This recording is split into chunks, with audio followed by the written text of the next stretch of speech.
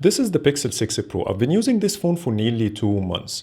Some people call it the best Android phone of the year, some are not sure if they should purchase it or look somewhere else, and some love the overall experience but is still waiting for Google to solve all the software issues that came with it for this experience to complete. Regardless which category you fall under, this video is for you. So let me share my thoughts.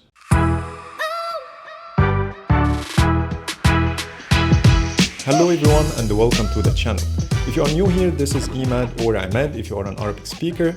Anyways, these are the points I will cover in today's video, and this is the channel's donation link. Right off the bat, I will talk about 3 things that most reviewers complained about, and I will tell you how to solve them in 3 seconds. Issue number 1. This phone is slippery, and yes, that's true, because it's made of glass and has a glossy finish. It even crawls on its own sometimes, so when you put it on the nightstand before sleep, you will find it in the living room by the time you wake up. Issue number 2, the fingerprints. As expected, any glossy finish collects fingerprints, but that's only the case with the black variant. The cloudy white I have here and sorta sunny models seem to hide them very well. Issue number 3. This phone seems to collect dust under the camera module like any normal device, which is a huge problem. So these are the 3 design issues, and now it's time for the solution.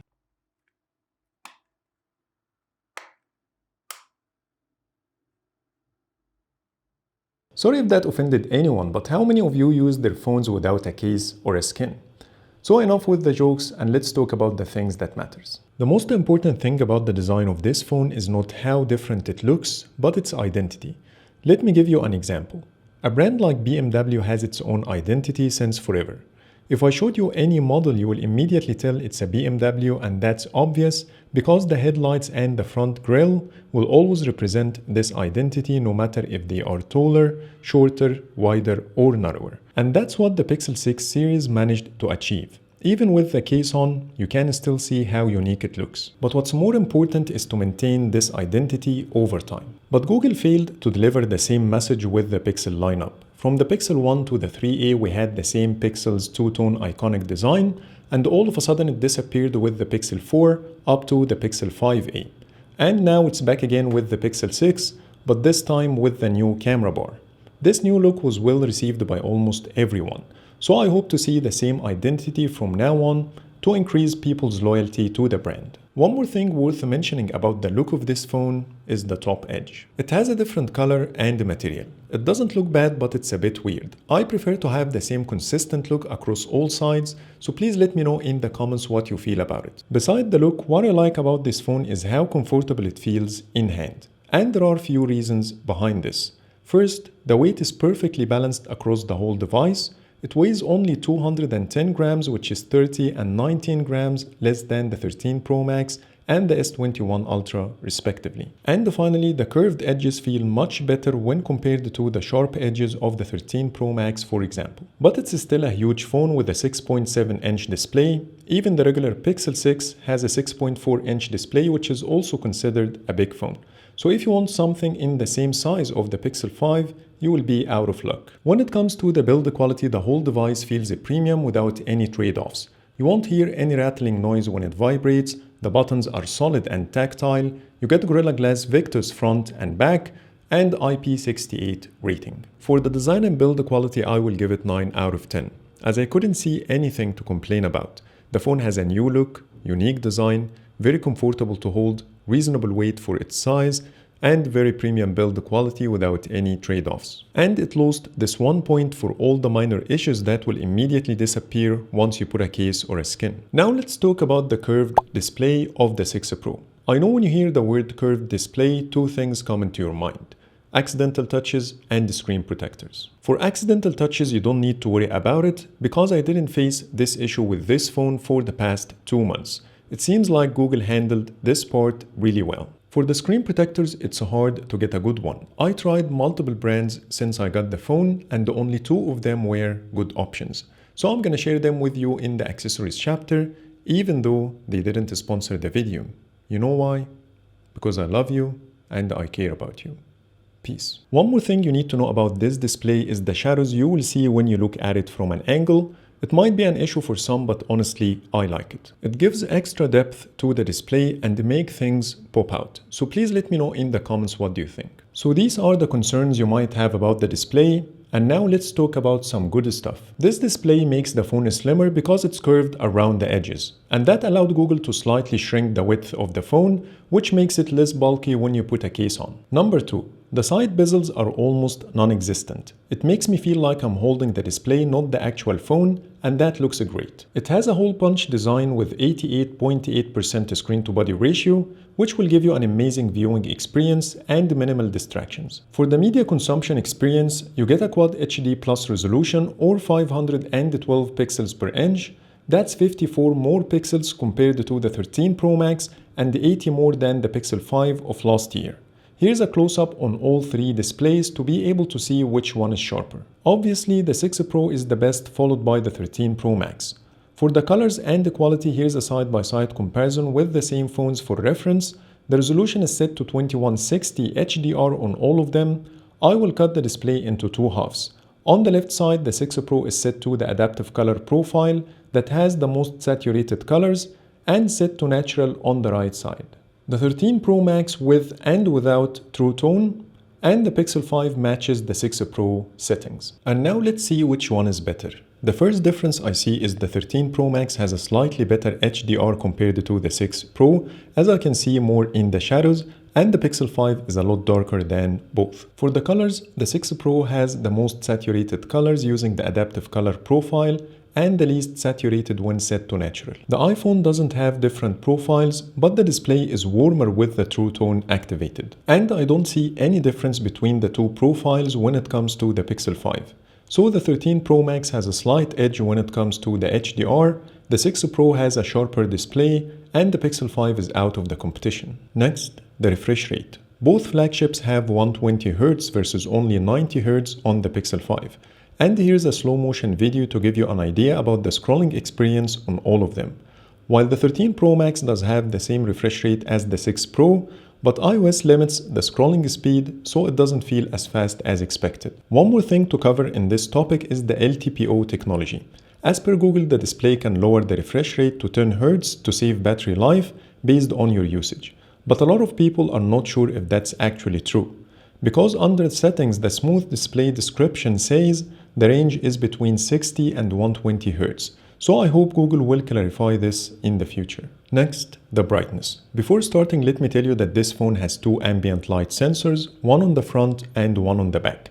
I already talked about this feature in my previous video about the 6 Pro hidden features that you can see its link now on the screen. This feature is very useful, but it's implemented the wrong way. So the first question is why it's useful. Because when I try to take a photo with the light source behind the phone, the display becomes brighter and that makes it easier for me to see the viewfinder. Also, when I attach the phone to the car holder while navigating, the light comes mainly from the back side of the phone, so the screen brightness gets adjusted accordingly, which is another useful scenario. But when I use the phone normally under direct sunlight, the brightness becomes a lot less than what it should be. And that's because the phone relies on the back sensor as well as the front. And as far as no bright light coming from the back side, the brightness doesn't increase with the expected amount, resulting in a noticeably dimmer display than any other phone. For reference, here is how it looks side by side with the Pixel 5. Even though the 5 has a less capable display, but it's brighter in this scenario. Here is how it looks side by side with the other two phones when placed on a flat surface. Definitely the 13 Pro Max is miles ahead, and that's because the back sensor of the 6 Pro is blocked, so the display doesn't get the order to trigger the peak brightness.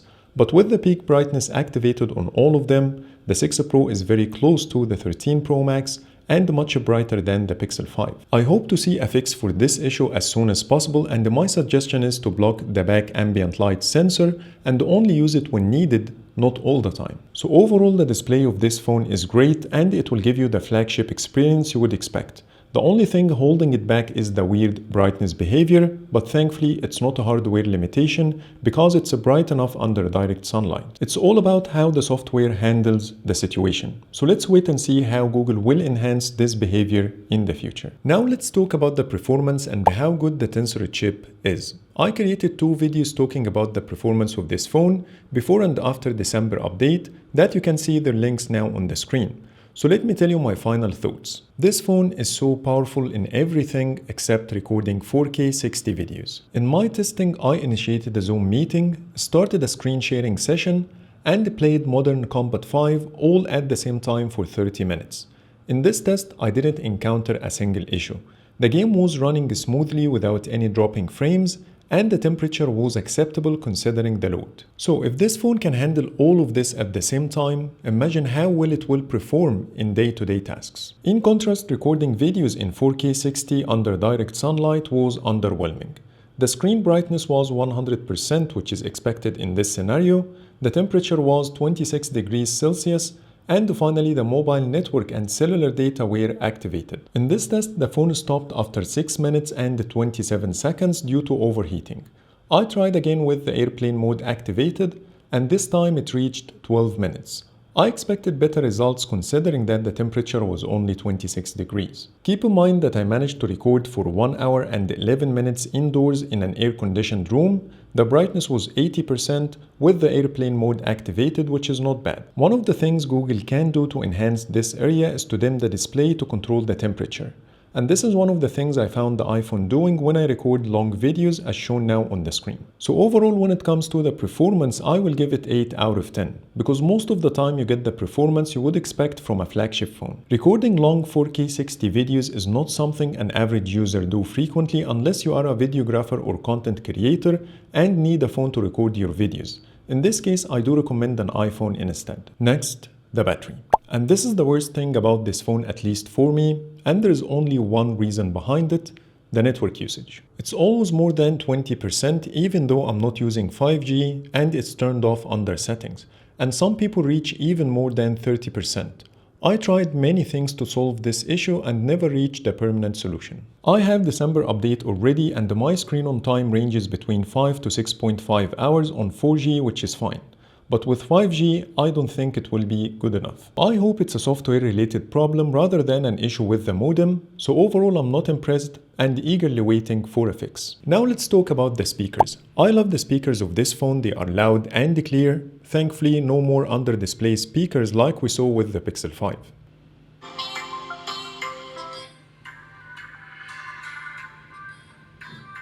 So put your headphones and let's compare it against the 13 and the 12 Pro Max.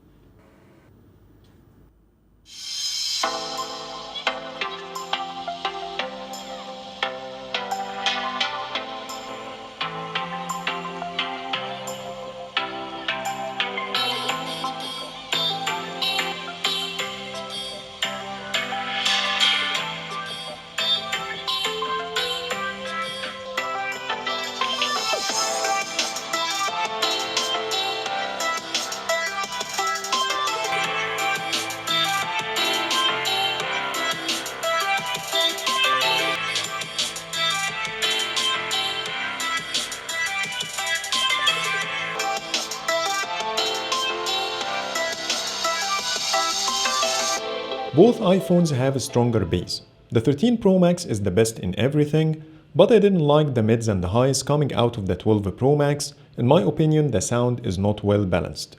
So my second favorite is the 6 Pro. And if you are curious, here is how it sounds compared to the Pixel 5.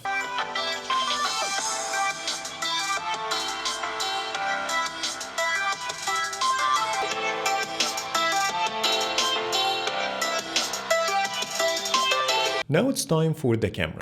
And let me tell you that this camera is so much fun to use.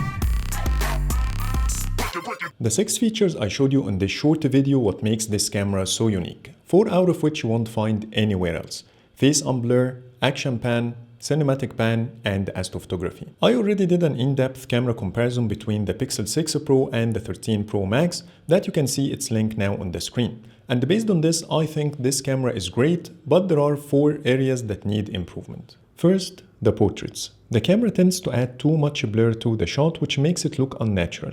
As a workaround, you can adjust the intensity in Google Photos, which is not a big deal.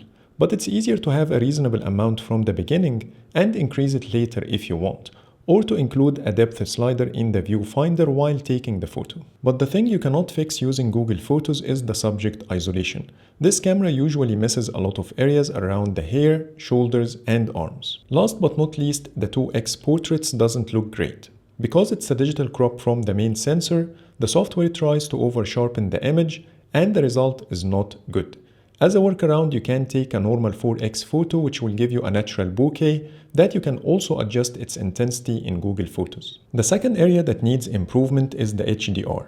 Overall, the HDR is great and it shows a lot of details in the shadows, but it doesn't handle the sun as good as the 13 Pro Max. Number 3 is the lens flares. Usually when I point the camera towards a light source, either in the morning or at night, I see red lens flares around the edges. Not sure if it's a hardware issue or this is something Google can fix with the software. Finally, the videos. They are usually grainy and the problem seems to be related to the ISO. It's always higher than what it should be. But I found a fix for this issue. All you need to do is to decrease the brightness until the noise disappears. I did this while recording the drone night show in Dubai, and as you see, the video looks perfect without any noise. So I hope to see the camera doing this automatically to avoid missing anything from the scene while adjusting the brightness. Other than this, you get amazing landscape shots with a tremendous amount of detail, very powerful zoom with exceptional quality day and night, ultra-wide front camera that produces high-quality photos, magic eraser that removes unwanted people and objects from the scene. The speech enhancement feature that clips the background noise while recording using the front camera. In addition to the 6 features I mentioned at the beginning. And if you want to know more, you can check my dedicated camera comparison with the 13 Pro Max. So overall, I will give this camera 7 out of 10 because of the issues I mentioned. But thankfully, most of them can be fixed via software updates like the blur effect intensity, subject isolation, HDR, and the grainy videos. And if Google managed to solve all these issues, I will call it 9 out of 10. Maybe it doesn't have a dedicated macro mode, it doesn't record 4K 60 using old cameras, and the ultra-wide is narrower than the competition, but in return you are getting other features that you won't find anywhere else, like action pan, face unblur, cinematic pan, and astrophotography. And this is a fair compensation for what's missing. But at the end of the day, you choose the camera based on your needs. So if you are not interested in astrophotography or face unblur, and you are interested more in the macro mode, you can go for the S21 Ultra or the 13 Pro Max instead, so you are the judge here. Now let's talk about the software features introduced with the Pixel 6 series. I already created separate videos talking about all of them that I'm gonna leave the links in the description below. In my opinion, most of these features are very useful, and here are the most important ones. First, the assistant voice typing in Gboard. It allows you to handle a full conversation or send emails without touching the keyboard, and I found it to work really well. The second one is quick phrases, which will allow you to answer or decline calls using Google Assistant without saying the magic word, and you can also do the same with the timers and alarms. Another useful feature called Live Translate. First, it can translate the live captions to your favorite language on the fly. Secondly, it can translate your chats and the messages magically get translated in the same conversation window as if they were originally sent in this language. And it also works in third-party apps. If you want to know everything about these features and even more, I highly recommend watching these videos. We all know the best part about Google phones is the software. And with this phone, we got tons of new features in the camera, in Gboard, in Google Assistant, and more. So in this category, I will definitely give it 10 out of 10. Google also increased the software updates duration to 5 years, which is definitely a welcomed addition. Next, the haptics. And this is one of the great things about this phone. It feels premium and precise, it's well utilized, and with the upcoming Android 12L, you will enjoy it in more areas throughout the OS. It's hard to demonstrate how good it feels on camera, but it's miles ahead compared to the Pixel 5, for example. Next, the under-display fingerprint. And this is one of the things I saw a lot of people talk about. Some people think it's normal, and some returned their phones because of it. Anyways, let me tell you what I found. Indoors, it works 100% of the time, at least for me. even if I didn't perfectly align my finger on the sensor. But outdoors it becomes slower and it doesn't work sometimes. Maybe because it's an optical sensor, so the excessive light impacts its performance. Anyways, I hope Google gives extra attention to this issue as soon as possible, or give us a face unlock as an alternative. I tried to register the same finger twice to work better outdoors, but this didn't help. So let's wait and see how Google will handle this in the future. Now let me show you the best screen protectors I got for this phone. I have two recommendations, one is affordable and one is premium. Starting with the affordable one, this is the first brand.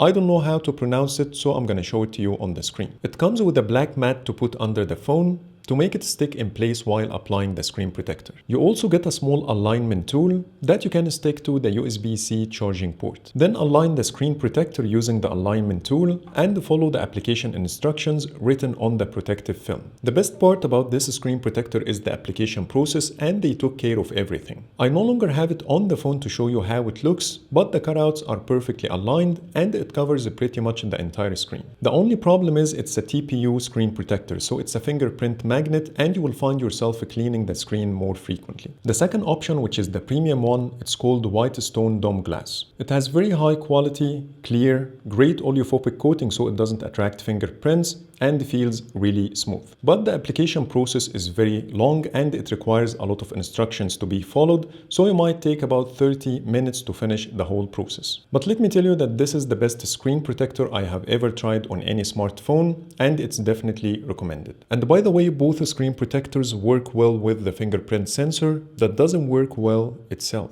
Now the moment of truth, so let me tell you my final thoughts about the 6 Pro, and I will make it as short as possible. For the price and the amount of features you get with this phone, I will call it the best Android phone of the year. But if Google failed to fix all the issues mentioned in this video, it will be very hard to recommend. Especially some of these issues are not yet confirmed if they are hardware or software. So that's pretty much it for today. That was my review for the Pixel 6 Pro. Please let me know in the comments what do you think, and also what do you think about the silly jokes I have in this video.